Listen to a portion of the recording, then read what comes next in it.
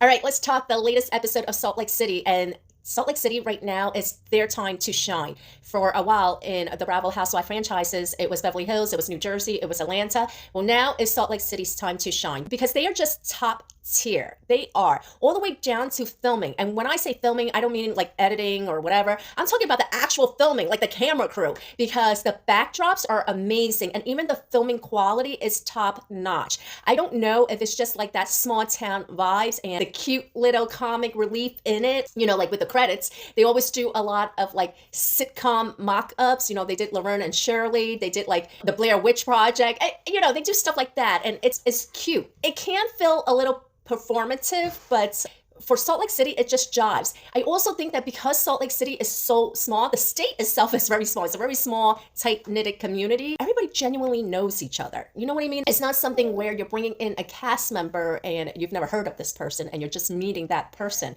And all of them, whether it was casual acquaintances or whatever. So that is one of the reasons why I do love Salt Lake City. A lot of people gave a shit when it came out because everybody was like, Salt Lake City, Utah? Like, what the fuck?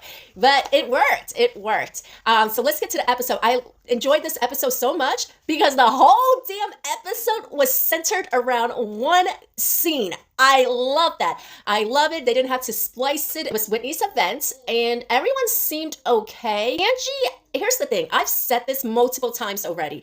Ever since Monica Garcia called her a bench warming bitch at the season 4 reunion, she was determined to not be a bench warming bitch because she's doing the most. She is doing the most. And what I really like was that when her and Lisa were going back and forth, she stands up. And Lisa said, look at her. She's always got to stand up. And then Lisa stands up too. She's like, I can stand up too, shorty.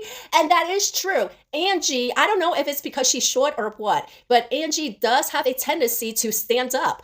But she said that, and I was like, you know what?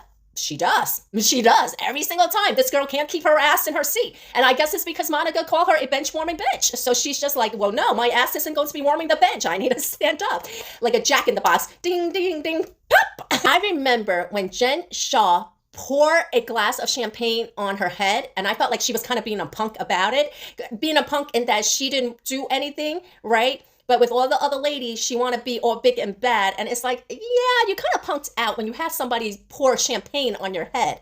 But now you want to be like the big bad mob wife, right? She wants to be like Deetra over there in Mob Wives. I miss that show. I wish they would bring it back. But anyway, also at that season 4 finale, she picked up the centerpiece, the flower centerpiece, like she was going to throw it at Monica. And Monica was like, do it. And she didn't. She's willing to throw stuff at Lisa and whatever because she knows Lisa's not going to throw hands with her. Monica Garcia would have gotten Walmart parking lot ghetto with her and would have fought her like they were at the Walmart parking lot. She knew it, and that's why she put it down. But that's why I kind of feel like I can't jive with Angie like that, because Angie, I feel like you want to be the big bad bitch when it's with people that you know won't get in your face like that. And who does she do that with? She does that with Lisa. I want to see her get in Meredith's face. Let me tell you, even before her beef with Lisa, the one that she had beef with was Meredith, but she would never get in Meredith's face. They have words, they go back and forth, whatever, but she would never bring that energy to Meredith. So I feel like if you're only being all big and bad with someone that you know isn't going to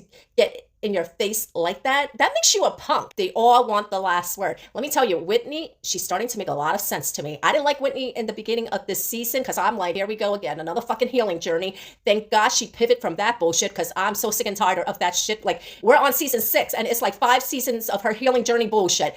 But she pivoted from that. I thought her whole thing was a little cringe about going back to Fun Whitney because she started Fun Whitney by saying, the way I was cost my husband's job.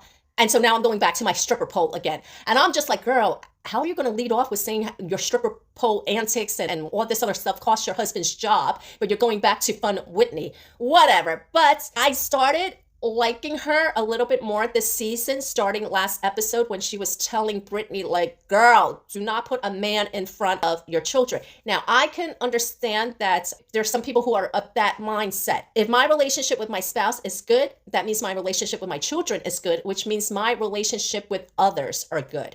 But there's also some people who are of the mindset that my children comes first. You see it with a lot of single parents. With single parents, they feel like, no, my children are number one. You also see it with parents who grew up in traumatic homes or had traumatic childhoods. They tend to put their children ahead of everyone else, which isn't a bad thing at all. So last episode, when she was kind of schooling Brittany on her foolishness, I was like, okay, I'm jiving with Healing Journey Whitney on this. And this second episode, I found her also enjoyable to watch again. Now, I do think that when it comes to Lisa, I think there is some jealousy there with Angie. I do. Here's the thing. Angie is not an OG. The thing with that is I tend to feel that when you are not someone who is an original cast member, and then there is a friend of, and that friend of comes back for a second season, you start to feel a little insecure about your position.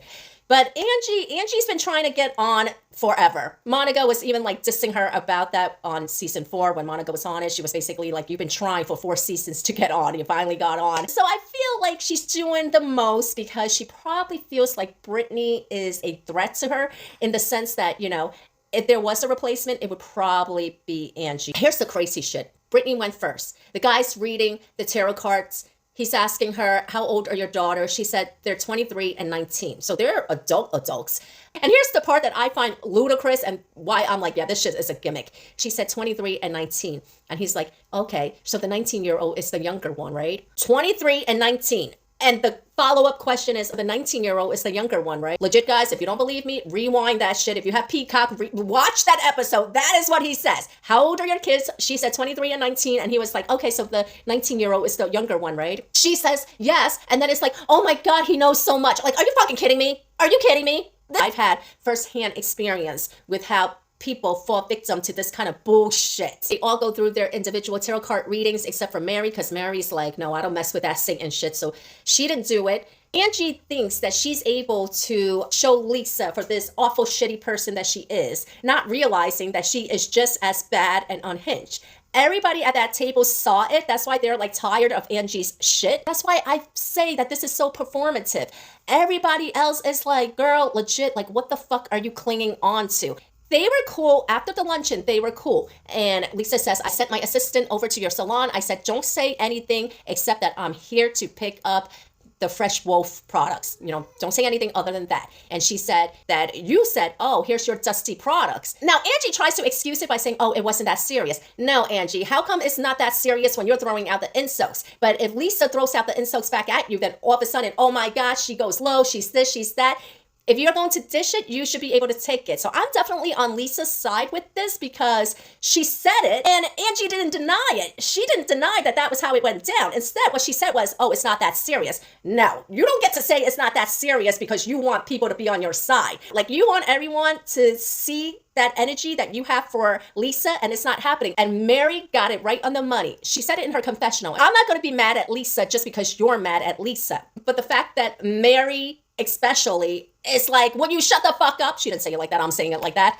And that's telling to me. I mean, we're getting an edited version, but that tells me that these ladies are probably so used to her Jack in the Box pop-up and her wanting everyone to listen to her, but never shutting the fuck up. And legit, Angie's just upset that nobody's jumping onto the Lisa Barlow takedown season, which was what she was hoping for. Lisa was the first one to leave, and then Mary left. I think Angie was also upset that she didn't get the reaction that she was hoping she would get from Meredith. And I also think that Angie was upset because it didn't go the way she was hoping it was going. Let me tell you, the Lisa Barlow luncheon where everybody was kind of piling it on to Lisa, she was giddy as fuck. She was giddy as fuck. She wanted this to be the Lisa Barlow takedown season. And then the next cast event at Whitney's luncheon is like everybody's moved on, and she is upset that everybody's moved on. She was hoping this was going to cause a rift between her and Meredith, and when Meredith brushed it off and was just like, yeah, whatever, she was upset about that. Side note though, did you guys see Sticky Fingers Brittany? Holy shit, that girl was trying to steal her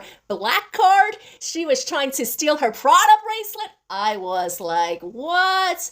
Brittany, you got some sticky fingers. I hope Angie got her shit back. I hope this is not another Lisa Barlow missing ring fiasco. That Prada bracelet, I mean, did you see that? Rewind that shit. At first I'm thinking, well, she's just being silly with the black card because, she was like, whatever. But no, Then she's like trying to take the Prada bracelet. She's trying to like put it in her purse. Watch it. Like you see, Salt Lake City, there's so many sticky fingers on this damn cast. And it's always like the newbies. Always the fucking newbies. Angie has her house up for sale for like $4.5 million. It's been sitting on the market for a year. I mean, Brittany, she's at a level of delusion that's in between psychotic and comedic. You know, like it's funny, but at the same time, like legit, she's crazy. She asks Angie like, oh, well, you know, I'm a real estate agent. Why didn't you list it with me? And Angie's like, girl, I don't even know you like that. Like, what? And she's like, the agent is my godson's mother. Anyway, then they're going back and forth about the house listing, and they're talking about, you know, what area is the wealthiest in Utah. And now let's get to my favorite part of this episode. If you are a millennial, you'll probably know about the Jerry Seinfeld sitcom on NBC. Jerry Seinfeld, not Jerry Springer, okay? Don't get it twisted with that bullshit. Jerry Seinfeld. There was George Costanza, there was Kramer, the postman Newman, and then there was also Elaine.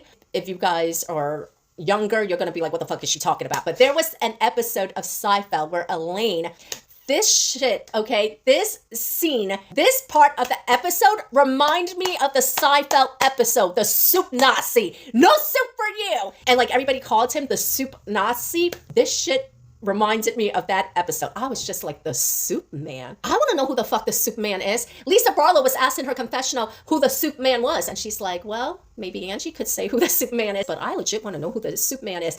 Angie's like, I've never bought soup. I don't drink soup. I've never made soup. Like, Angie, you're being a little bit too much. You've never drank soup in your life? I don't believe that. But like, she's like, I never drank soup. I never had soup. I've never seen a can of Campbell's soup. I've never even smelled soup. I don't even know how to spell soup. Like, okay, bring it down a notch, girl. And she goes, oh, everybody wants me to kiss the ring. Like, no, Angie, they just want you to see that you do the same shit.